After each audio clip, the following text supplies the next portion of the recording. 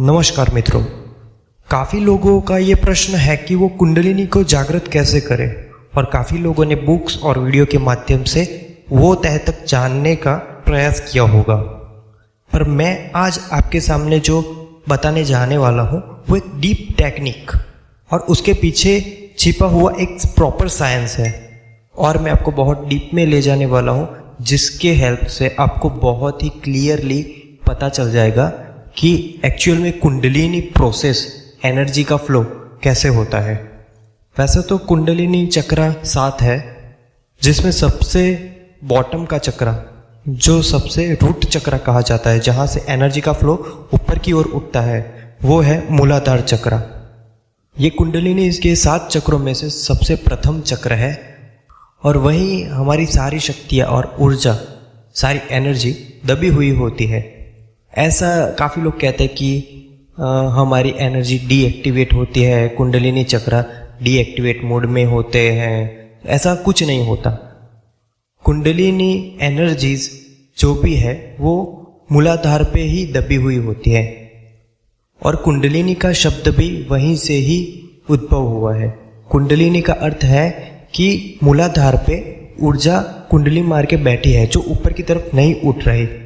उसको उठाने के लिए हमें सही मेथड, सही टेक्निक का यूज़ करना पड़ेगा और इसके लिए हमें हमारे अंदर के कुछ शारीरिक विज्ञान और ब्रेन के पावर को समझना होगा, क्योंकि काफ़ी लोग यहाँ तक नहीं पहुँच पाए। तो चलिए इसके बारे में अब शुरू करते हैं। तो दोस्तों, आपने काफ़ी सुना है कुंडलिनी के 7 चक्रों के बारे में और उसके एक्टिवेट होते ही या उसके ऊर्जा को बैलेंस करते ही हमारे अंदर अनगिनत शक्तियाँ और पावर्स आने लगते हैं और जिसमें ये बदलाव आता है वो कोई ना कोई इतिहास जरूर रचता है। तो इसके पीछे के विज्ञान और इसके पीछे जो जो भी एलिमेंट्स है उसके बारे में हम जानेंगे।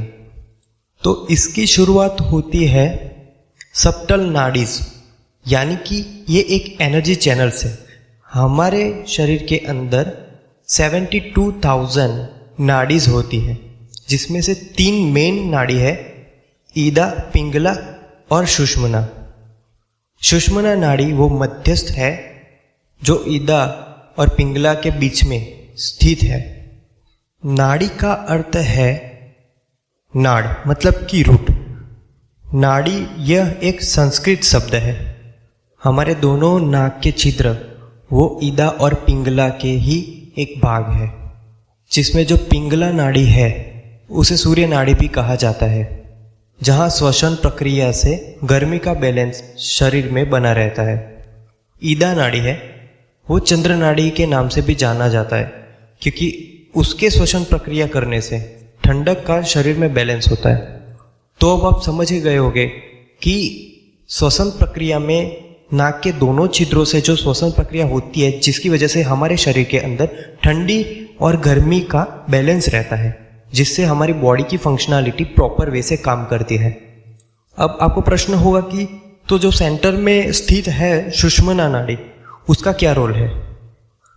तो सुषुम्ना नाड़ी तभी ओपन होती है या तो वो वहन करना शुरू करती है जब ईदा और पिंगला नाड़ी दोनों ही बैलेंस हो और पूरी तरह से क्लियर हो।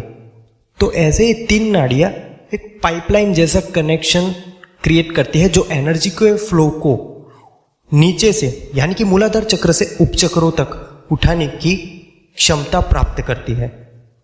अब मैंने आपको बता दिया कि 3 नाड़ी क्या है और वो कैसे वर्क करती है।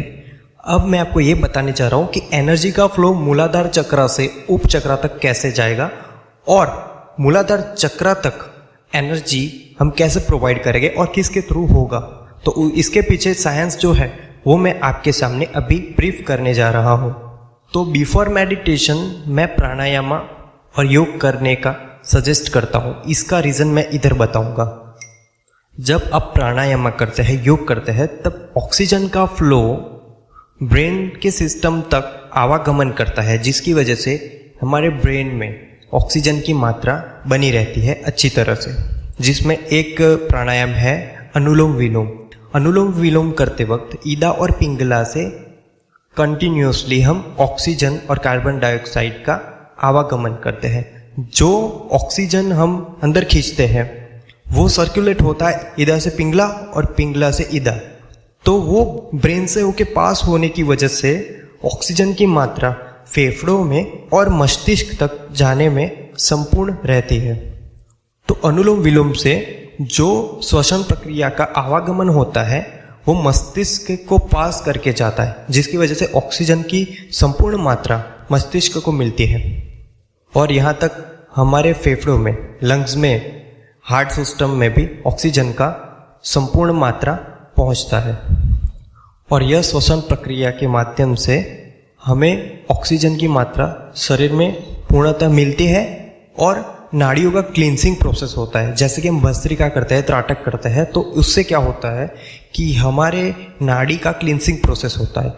ये नाड़ियाँ क्लीन होगी ईदा और पिंगला, तभी सुषुम्ना उसे मूलाधार से ऊपर एनर्जी को उठाने का एक फोर्स करेगी, पुश करेगी। तो इसके लिए प्राणायाम मेडिटेशन से करना ज़रूरी है। और उसके बाद आता है कि आप आंखें बंद करके रिवर्स काउंटिंग करो 100 से 0 तक, जिसकी वजह से थॉट प्रोसेस दूर चले जाएंगे, आपके मेडिटेशन में फोकस रहेगा।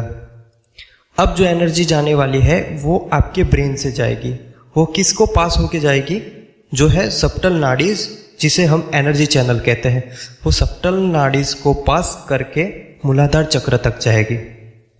और अगर आपकी ईदा और पिंगला कंप्लीटली क्लींसिंग प्रोसेस हो चुकी है तो सुषुम्ना नाड़ी वो एनर्जी को ऊपर उठाने में उसको मदद करेगी।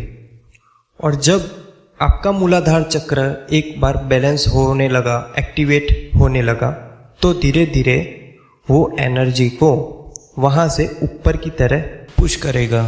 जब भी वो ऊपर की तरफ जाएगी एनर्जी, तो एक एक चक्रों को भेदते भेदते वो सहस्रार चक्र तक जाएगी। पर इसका अभ्यास नियमित और योग्य तरीके से करना बहुत ही आवश्यक है, जिसको आप गाइडेड मेथड से भी शुरुआत कर सकते हैं। गाइडेड मेथड के लिए मैंने एक डिस्क्रिप्शन में वीडियो की लिंक रखी है, जो आप फॉलो करें। अर्ली मॉर्निंग ब्रह्म मुहूर्त या शाम के वक्त आप इसका अभ्यास करके आप इसका अनुभव कर सकते हैं, जो काफ़ी लोगों ने ट्राई किया है और सक्सेस है। तो स्पेशली आप वो गाइडेड मेथड को ट्राई करिए और उसमें निरंतर अभ्यास करिए, तो आपकी कुंडलिनी चक्र, कुंडलिनी शक्ति धीरे धीरे बैलेंस होती होती एक्टिवेशन की तरफ जाने का शुरुआत करेगी। ये बहुत ही धीमी प्रक्रिया हो सकती है। आपके अंदर जो धीरे धीरे बदलाव आएंगे, आपके करियर में वो बदलाव आएंगे, आपको सक्सेस मिलेगी, जिससे आपको पता चलेगा कि ये इफ़ेक्ट, ये एक एनर्जी के वीपर उठने का है, जिसमें आपका स्वभाव, आपके रहने का स्टाइल, बोलने का स्टाइल सब चेंज होता जाएगा। तो ये एक वीडियो मैंने जो बनाया उसे आप ज़्यादा से ज़्यादा और लोगों तक शेयर करिए, चैनल को सब्सक्राइब करिए, क्योंकि मैं ऐसे सब चीज़ें बुक में से पढ़ के या वीडियो में से देख के नहीं लाता। ये मेरे खुद के एक्सपीरियंस और नॉलेज के हिसाब से है, जो मैं काफ़ी सालों से प्रैक्टिस कर रहा हूँ और जिसका रिजल्ट मैंने खुद पाया है। यही एक्सपीरियंस मैं आपके सामने शेयर करता हूँ। Thank you.